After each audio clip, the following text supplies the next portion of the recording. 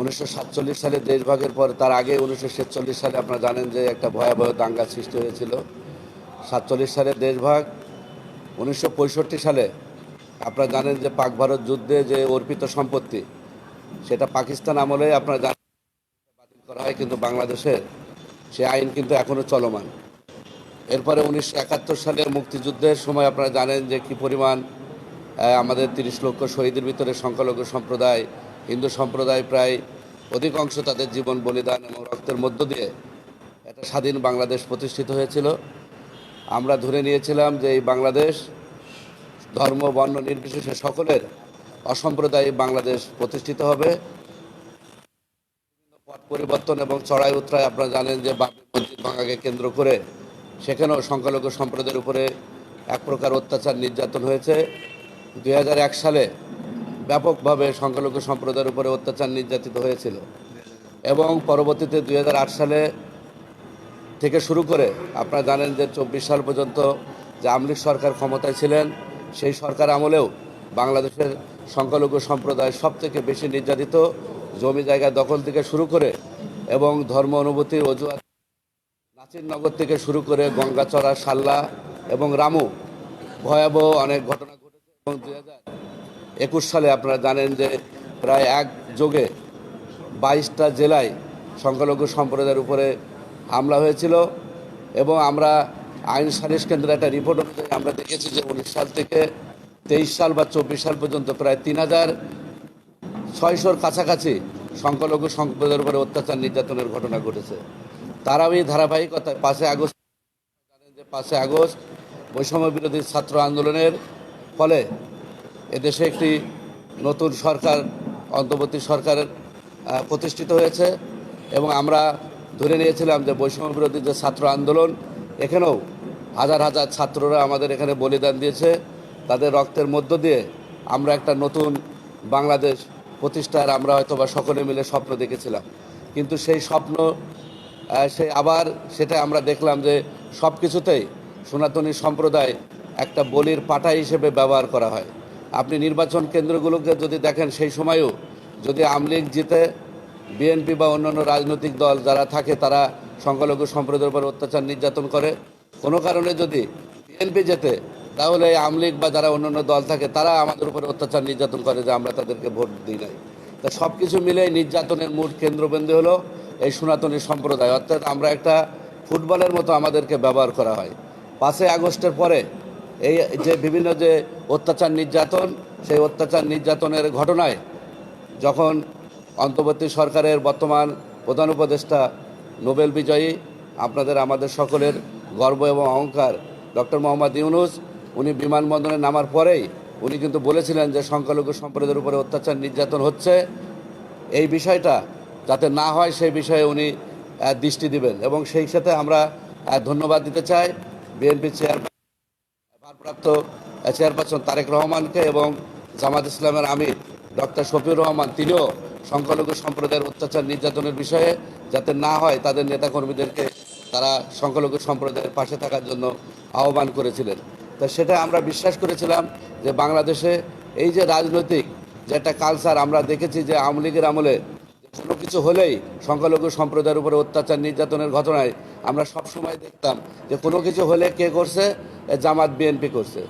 আবার বিএনপির আমলে আমরা দেখেছি কোনো কিছু হলে কে করছে, আওয়ামী লীগ করেছে। এখনও কিন্তু সেই ধারাবাহিকতা কিন্তু বজায় রয়েছে। 5 আগস্টের ঘটনাকে কেন্দ্র করে এখন কারা করছে, ফ্যাসিস্ট সরকার, যুবলীগ, ছাত্রলীগ করছে। এই যে সংখ্যালঘু নির্যাতনের সবাই যে রাজনৈতিকভাবে আমাদেরকে ব্যবহার করে এই নির্যাতনকে ঢালাওভাবে যে অস্বীকার করার যে একটা কালচার, সেই জায়গা থেকে আমাদের রাজনীতিবিদরা এখনও পর্যন্ত বেরোতে পারে নাই। এবং এই যার কারণে আমরা সনাতনী সম্প্রদায় মনে করেছি যে বাংলাদেশের সনাতনীদের কোনো আসলে বন্ধু নাই। আমাদের ঐক্যবদ্ধ হয়ে এই সনাতনী সম্প্রদায়ের উপরে যে চলমান যে নির্যাতন, এই নির্যাতনে এবং আমাদের যে বিভিন্নভাবে যে আমরা বৈষম্যের শিকার, সেই জায়গা থেকে মুক্তির জন্য আন্দোলনের কোনো বিকল্প নাই। আপনারা জানেন যে আমাদের 9 তারিখে, তার আগেই বাংলাদেশ সনাতন পার্টি সংবাদ সম্মেলন করেছিল। বাংলাদেশ হিন্দু খ্রিস্টান ঐক্য পরিষদ সংবাদ সম্মেলন করে তারা এই ঘটনার তীব্র নিন্দা জানানোর পরে আমাদের ছাত্র এবং যুবক ছেলেরা তারা মাঠে নেমে এসে শাহবাগ ব্যাপকভাবে তারা যে আন্দোলন করেছিল এবং 10 তারিখে বাংলাদেশ সম্মিলিত সনাতন পরিষদের আমাদের হিরেন স্যারের নেতৃত্বে শাহবাগে কর্মসূচি ছিল। সেই জায়গায় আমাদের ছাত্র জনতারা সম্মিলিতভাবে একটা 8 দফা দাবি সেখানে পেশ করা হয় এবং সেই 8 দফা দাবি বাংলাদেশের সনাতনী সম্প্রদায়ের একটি প্রাণের দাবি হিসেবে ইতিমধ্যে প্রতিষ্ঠিত হয় এবং সবাই আপনারা জানেন যে হাজার বছরের ইতিহাসে সনাতনী সম্প্রদায় যেখানে ঐক্যবদ্ধ হতে পারে নাই, এই 8 দফাকে কেন্দ্র করে বাংলাদেশের সকল সংগঠন, মঠ, মন্দির আমরা কিন্তু সম্মিলিতভাবে একত্র হয়ে এই 8 দফার প্রতি সকলে সমর্থন জানিয়েছে। এখানে কে নেতা, কে কোন গোত্রের বা কোন দেশের সেই বিষয়গুলো ভুলে গিয়ে থেকে আন্দোলন আমরা কিন্তু চালিয়ে এসেছি এবং আপনাদের ছিল, সেই জন্য আপনাদেরকে আমি আবারও ধন্যবাদ এবং কৃতজ্ঞতা জানাচ্ছি। এবং তার এই ধারাবাহিকতায় আপনারা জানেন যে 4ই নভেম্বর আমরা শহীদ মিনারে আমরা সমাবেশ করি, পরবর্তীতে চট্টগ্রাম, এরপরে রংপুর সমাবেশ এবং চট্টগ্রাম সমাবেশকে কেন্দ্র করে একদম 2 কিলোমিটার দূরে সেখানে কে বা কারা কোন পতাকা স্থাপন করেছে সেটা কিন্তু আমরা আদৌ জানি না। সেটাকে কেন্দ্র করে একটা রাষ্ট্রদ্রোহ মামলা করা হয়েছিল, যিনি আজকের সনাতনী সম্প্রদায়ের অন্যতম কাণ্ডারি, যিনি সারা বাংলাদেশের না সারা বিশ্বের সনাতনী সম্প্রদায়ের এবং মানবাধিকার প্রতিষ্ঠার ক্ষেত্রে আইকন হিসেবে প্রতিষ্ঠিত হয়েছেন, সেই চিন্ময় কৃষ্ণদাস ব্রহ্মচারী সহ অনেকের বিরুদ্ধে এই মিথ্যা মামলা দায়ের করা হয়েছিল। এবং এই মামলার প্রসিডিং রাষ্ট্রদ্রোহ মামলা সম্পর্কে আপনারা অবগত আছেন যে রাষ্ট্রদ্রোহ মামলা করতে গেলে এটা স্বরাষ্ট্র মন্ত্রণালয়ের সচিব থেকে একটা বা রাষ্ট্রের থেকে অনুমতি নেওয়া লাগে। কোনো ব্যক্তি কখনো রাষ্ট্রদ্রোহ মামলা করতে পারে না। তা আমরা ধারণা করেছিলাম এবং আপনারা জানেন যে ফিরোজ খান যিনি মামলাটা করেছিলেন পরবর্তীতে বিএনপি থেকে তাকে বহিষ্কার করা হয়। সেই জন্য আমি বিএনপির আমাদের সাবেক প্রধানমন্ত্রী বেগম খালেদা জিয়া বিএনপি নেতৃবৃন্দকে ধন্যবাদ এবং কৃতজ্ঞতা জানাচ্ছি। এবং আমরা আশা করি যে এই 8 দফার আন্দোলন শুধু সনাতনী সম্প্রদায়ের আন্দোলন না, এটা সকলের আন্দোলন, এটা আমাদের অধিকারের প্রশ্ন।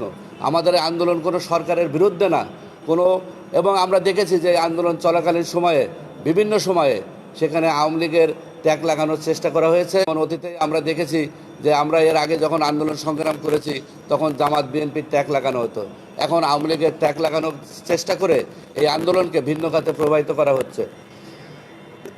সেই রাষ্ট্রদ্রোহ মামলায় গতকাল আপনারা জানেন যে রংপুর সমাবেশ শেষ করে আমাদের চট্টগ্রাম আমাদের প্রিয় স্যার অধ্যাপক যখন বিমানবন্দরে সেখানে গিয়েছিলেন, তাদেরকে সিকিউরিটি মানে নিরাপত্তা দেওয়ার কথা বলে তাদেরকে গাড়িতে তুলে এবং সেই ডিবি কার্যালয়ে নিয়ে আসা হয়।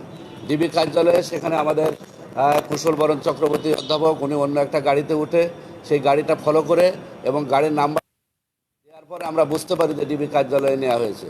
আমরা তাৎক্ষণিকভাবে সারা বাংলাদেশে এবং বিশ্বভাবে আপনারা জানেন যে এই ঘটনার তীব্র নিন্দা জানিয়ে আন্দোলন শান্তিপূর্ণ আন্দোলন এবং সংগ্রাম চলছে। ডিবি কার্যালয়ে আমরা যখন যাওয়ার পরে সেখান থেকে বলা হলো যে এই ধরনের কোনো ব্যক্তিকে আমরা তুলে নিয়ে আসি নাই। আমাদের আরও বেশি শঙ্কার বিষয়, কারণ ইতিমধ্যে আপনারা জানেন যে ডিবি পরিচয়ে সেনাবাহিনী পরিচয়ে বিভিন্ন জায়গায় সংখ্যালঘু সম্প্রদায়ের উপরে যেমন হামলা হয়েছে, ডাকাতির ঘটনা ঘটেছে, সেই ক্ষেত্রে আমরা আরও বেশি আতঙ্কিত ছিলাম।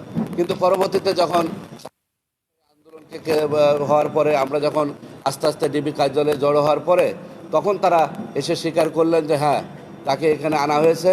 আমরা তাদেরকে জিজ্ঞেস করেছিলাম যে কেন তাকে এখানে আনা হলো, তাকে গ্রেপ্তার করা হয়েছে কিনা, কী কারণে। তারা বললেন যে আমরা জিজ্ঞাসাবাদের জন্য নিয়ে আসা হয়েছে, আশা করি আমরা জিজ্ঞাসাবাদের পরেই তাদেরকে ছেড়ে দেওয়া হবে। কিন্তু পরবর্তীতে আমরা মিডিয়ার মাধ্যমে আমরা জানতে পেরেছি যে তাকে চট্টগ্রামের যে মামলাটা যেটা রাষ্ট্রদ্রোহী মামলায় তাকে গ্রেপ্তার করা হয়েছে এবং সেই ডিবির সেই জায়গায় পরবর্তীতে আপনারা জানেন যে শাহবাগে আমরা একটা অবরোধ কর্মসূচি করি কিছু সময়ের জন্য। সেখানে পুলিশ আমাদেরকে সার্বিকভাবে সহযোগিতা করে। আমরা 10 মিনিট থেকে 20 মিনিট সেখানে সময় নিয়েছিলাম। আমাদের শান্তিপূর্ণ কার্যক্রম শেষ করে যখন আমরা চলে আসবো ঠিক সেই সময় দুষ্কৃতিকারী আমাদের উপরে আতর্কিতভাবে সেখানে অস্ত্রসহ এবং লাঠিসোঁটা নিয়ে তারা আমাদের উপরে হামলা করে। সেই হামলায় আমাদের একজন এখন আইসিইউতে আছে, তিনি খুবই সংকটাপূর্ণ, নাম হলো অ্যাডভোকেট রমেন রায়। আমাদের কুশল বরণ চক্রবর্তীকে তাকে টার্গেট করে ইচ্ছা মতো তাকে পিটানো হয়েছে এবং তাকে হত্যার চেষ্টাই করা হয়েছিল, কিন্তু উনি হাত দিয়ে বিভিন্নভাবে সে বাঁশের এই ঠেকা থেকে এখানে থেতলে গিয়েছে। অনেক আমাদের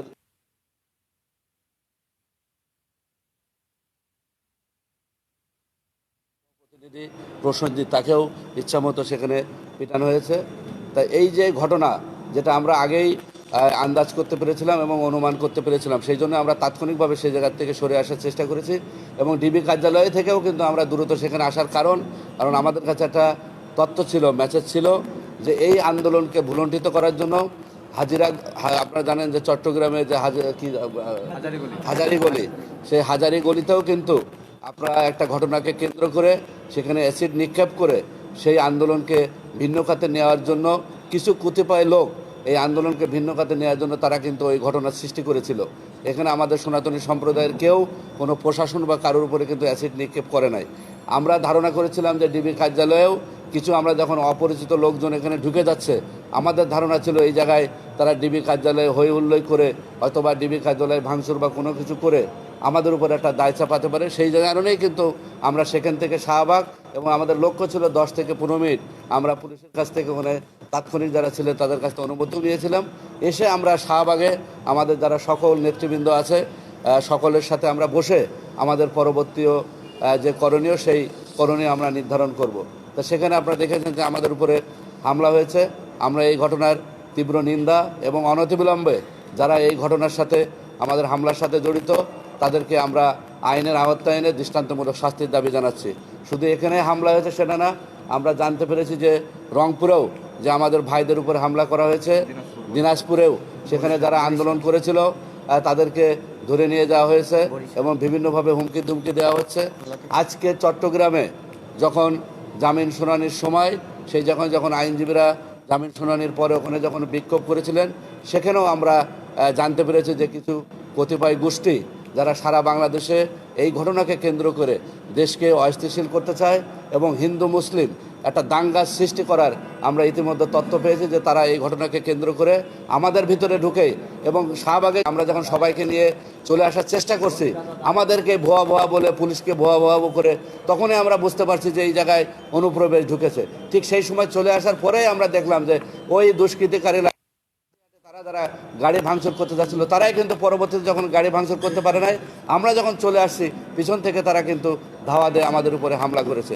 তা আমরা এটা মনে হচ্ছে যে সারা বাংলাদেশে কিছু সাম্প্রদায়িক গোষ্ঠী এই সনাতনী সম্প্রদায়ের আন্দোলনকে ভুলণ্ঠিত করার জন্য এবং দেশের বর্তমান পরিস্থিতিকে অস্থিতিশীল করার জন্য এটা সারা বাংলাদেশে হিন্দু মুসলিম যে সম্প্রীতি সেটা বিনষ্ট করার চেষ্টা এবং পায়তারা চলছে এবং বিভিন্ন জায়গায় সেটা আমরা দেখতে পেরেছি। এবং চট্টগ্রামের আজকে বিক্ষোভে বিভিন্নভাবে তাদের উপরে গ্রেনেড এবং টিয়ার সেল সহ বিভিন্নভাবে ককটেল সহ বিভিন্ন ধরনের হামলা করা হয়েছে এবং অনেকে ওখানে আহত হয়েছেন। আমরা এই ঘটনার তীব্র নিন্দা জানাচ্ছি এবং অনতিবিলম্বে আমরা এই চিন্ময় প্রভুর মুক্তি দাবি করছি। আগামী দিন আমার জানা মতে আমরা যতটুকু জানতে পেরেছি যে চেয়ারম্যান সেখানে ফৌজদারি আপিল করা হয়েছে, সেখানে শুনানি হবে। যদি দেওয়া না হয় তাহলে সারা বাংলাদেশের সনাতনী সম্প্রদায় তাদের যে অহিংস শান্তিপূর্ণ আন্দোলন, এই আন্দোলন আরও প্রসেনজিৎ হালদার। এরপরে যদি আপনাদের কোনো প্রশ্ন থাকে তাহলে আমরা সেই প্রশ্নের উত্তর দেব।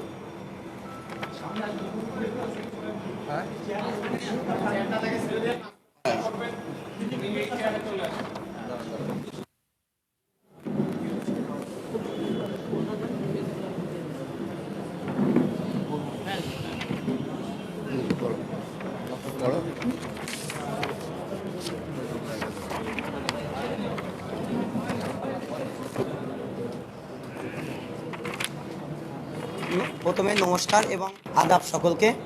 প্রথমে আমি ধন্যবাদ জ্ঞাপন করছি আমাদের সামনে উপস্থিত আমাদের সাংবাদিকবৃন্দ, যারা আমাদের আস্থা এবং বিশ্বাসের প্রতীক, যাদের মাধ্যমে সমগ্র বিশ্ব এই খবরটা পেয়ে যায়। এবং আমার সামনে উপবিষ্ট আছেন আমার শ্রদ্ধনীয় স্যার, আমার পিতাতুল্য বাবা, যারা আছেন এবং আমাদের দাদা সহ ছোটো ভাইরা, সকলকে আমার প্রণাম। আপনারা সবাই অবগত আছেন যে আমাদের যে বিষয়টা নিয়ে আজকে তাৎক্ষণিক বসা, সে বিষয়টা একটু উল্লেখ করে আমি আমাদের আজকের যে সংবাদ বিজ্ঞপ্তি এটা আমি পাঠ করব। আমাদের বাংলাদেশ সম্মিলিত সনাতনী জাগরণ জোটের মুখপাত্র শ্রীমৎ চিন্ময় কৃষ্ণ দাস ব্রহ্মচারী, তিনি ঢাকাতে এসেছিলেন। ঢাকাতে এসে তিনি ঢাকা থেকে চট্টগ্রামে যাওয়ার উদ্দেশ্যে ঢাকা বিমানবন্দর থেকে তাকে ডিবি পরিচয়ে তুলে আনা হয় এবং আজকে সে কোথায় আপনারা অবগত আছেন। তার মুক্তির দাবিতে আজকের এই সংবাদ সম্মেলন সহ আমাদের কালকের শান্তিপুরে আমরা সমাবেশ করছিলাম, সেখানে আমাদের একদল দুষ্কৃতিকারী বা উগ্রবাদী আমাদের উপর অমানবিকভাবে নির্যাতন করে। আমি পাঠ করছি। আপনারা সবাই অবগত আছেন যে বাংলাদেশ সম্মিলিত সনাতনী জাগরণ জোটের মুখপাত্র